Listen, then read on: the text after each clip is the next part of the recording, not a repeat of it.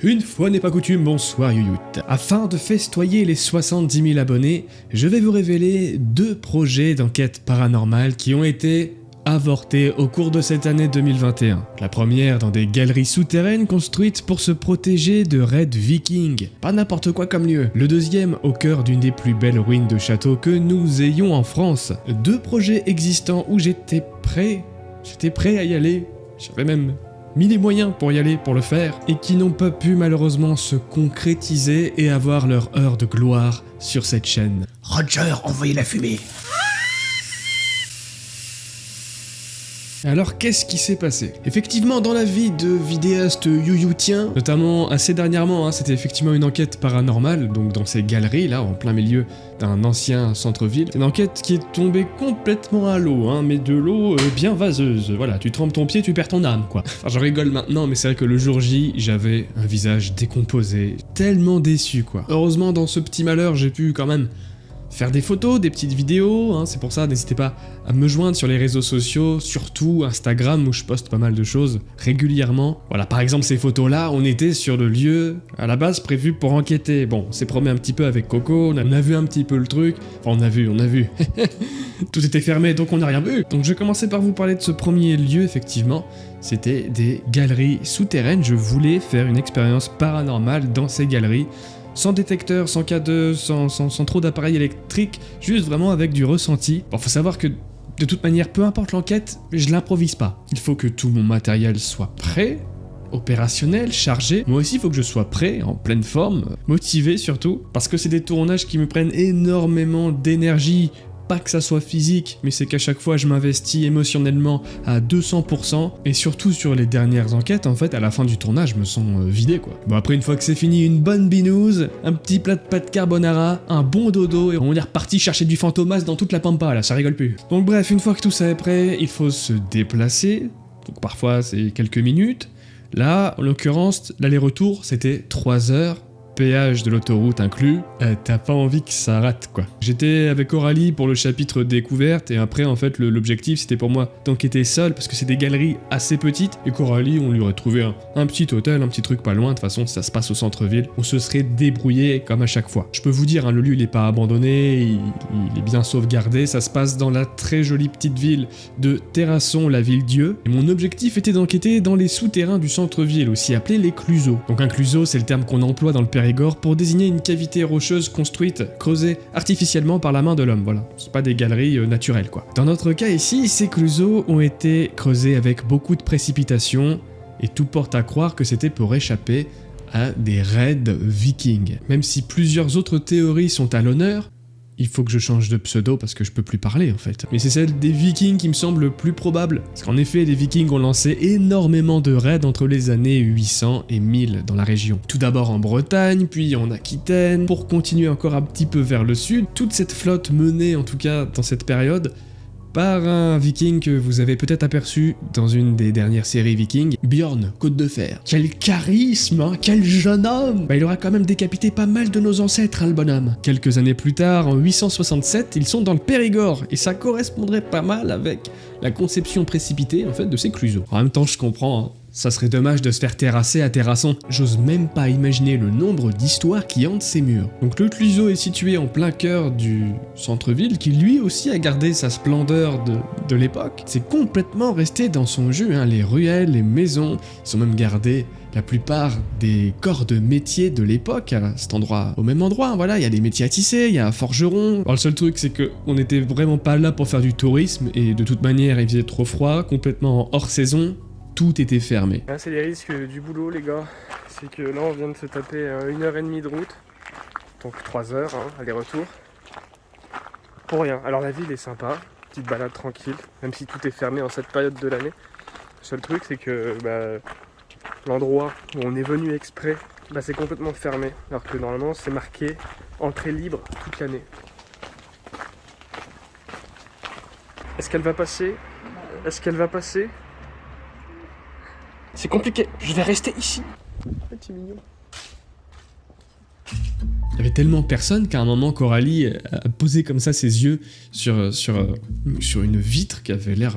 ça avait l'air d'être une maison abandonnée, quoi. Il y avait des grosses toiles d'araignée et des poussières sur la vitre. Elle commence à coller ses yeux dessus. Et puis là, elle voit quelqu'un la regarder comme ça. Bah quoi?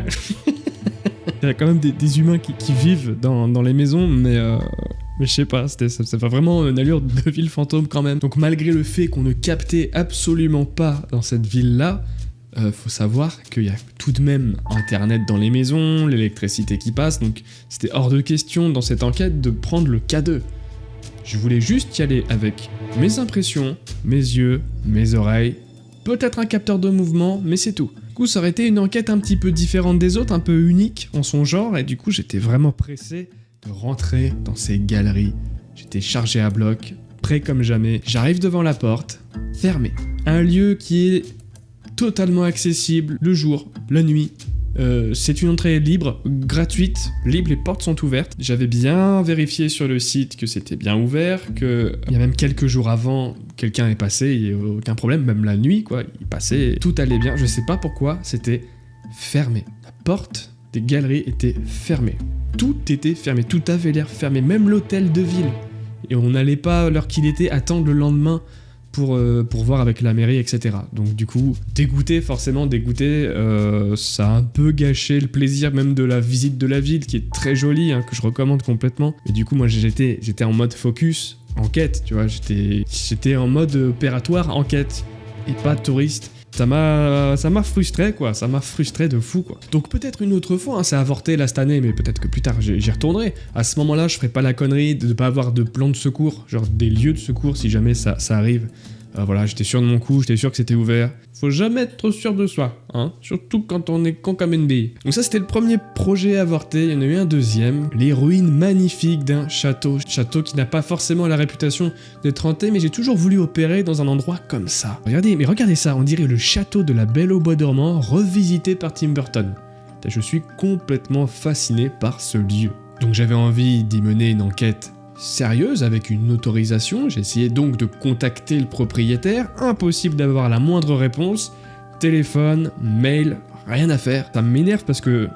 ça m'a trop énervé parce que je voulais vraiment y aller en mode enquête et pas me soucier de est-ce que je vais me faire prendre par un gardien, quelque chose, non, je voulais vraiment avoir la conscience tranquille, pouvoir me concentrer sur mon travail. Donc j'arrive pas à contacter le propriétaire, le seul échange en grattant un petit peu que j'ai réussi à avoir, c'est quelqu'un qui est en lien avec l'équipe d'agents immobiliers chargés du dossier, qui eux-mêmes ont du mal à échanger avec le proprio. Apparemment, c'est très difficile d'avoir des contacts avec lui. Du coup, en gros, ce que je sais, c'est qu'il veut ni vendre, ni faire des réparations, ni sécuriser le site. Enfin si, il a une petite technique pour sécuriser, on va en parler bientôt. Du coup, je me dis, Osef, d'accord, le propriétaire a l'air un peu... voilà. Tant pis, c'est pas grave, j'ai trop envie d'enquêter là-bas, j'y vais quand même. Je prépare mon matos, on y va, c'est bon. Allez, on va pas attendre non plus 5000 ans. C'est casse-pied, mais j'ai trop envie, j'y vais. Donc je suis prêt, mon matos est prêt, mode enquête activé, je suis prêt, et là... le jour même, juste avant de partir, quelques heures avant de partir, je tombe sur une page internet qui va complètement bouleverser mon plan. Sur cette page, on y lit les commentaires de plusieurs explorateurs ou simples visiteurs curieux qui ont essayé de s'en approcher. En gros, sur tous ceux qui essayent de s'approcher de ce château, on va dire, il y a juste une personne sur 4 qui arrive à aller juste au château, faire des petites photos rapidement et partir tranquillement. Donc le château, il est perdu en plein milieu de la pampa, hein, mais par contre... juste à côté, il y a une petite ferme, et le propriétaire de cette petite ferme, qui n'est pas le proprio de la ruine, attention, lâche ses chiens sur quiconque traverse son chemin, le sentier du château, enfin voilà, il balance ses chiens sur les gens sans le moindre remords. Et c'est pas juste pour faire peur hein, qu'il envoie les chiens, attention, plusieurs personnes se sont fait mordre. Attention, c'est pas juste pour faire peur, c'est vraiment pour faire mal. Donc je soupçonne forcément le proprio d'avoir demandé à cet homme de lâcher ses chiens quand il y a des gens qui essayent de venir voir son château. Bon, il y a un côté positif, tu me diras, ça empêche les casseurs et les taggeurs d'abîmer le lieu, et c'est vrai que l'endroit est dangereux, hein, il y a peut-être des parcelles de murs qui peuvent tomber et blesser quelqu'un, voire pire que ça, et à ce moment-là, si ça arrive, le responsable, c'est lui. C'est vraiment un genre d'héritage qui peut être un cadeau empoisonné hein, parfois, je le conçois. Mais à ce moment-là, mais vends-le. ou accepte des gens comme moi qui n'ont aucun problème pour signer une potentielle décharge. Il n'y a aucun souci, je signe une décharge, je veux en contrepartie une autorisation, voilà, autorisation de tournage, je signe ma décharge, il m'arrive quoi que ce soit, bah c'est pour ma pomme. Soit tu acceptes les contacts, soit tu vends, soit tu mets un peu plus de sécurité que juste de chiens qui bouffent tout sur leur passage. C'est complètement débile d'envoyer les chiens sur n'importe qui comme ça. Enfin, je suis peut-être un petit peu vexé, hein, oui, non, mais c'est même clair, je suis complètement vexé. Ceux qui reconnaissent l'endroit, je vous encourage à ne pas citer l'adresse, évidemment. Donc voilà, les 2 projets avortés. Je parle pas du 3e projet que vous connaissez, j'avais fait une vidéo l'année dernière déjà, pour parler de ces enquêtes potentielles à venir. C'est un retour en Écosse pour mener 1, 2, voire j'avais prévu même 3 enquêtes différentes là-bas. Alors j'en parle pas dans cette vidéo parce que pour moi c'est pas un projet avorté, c'est un projet en stand-by. Donc voilà, à voir pour l'Écosse, hein, c'est vraiment juste, j'ai mis le truc sur pause en attendant que tout aille mieux,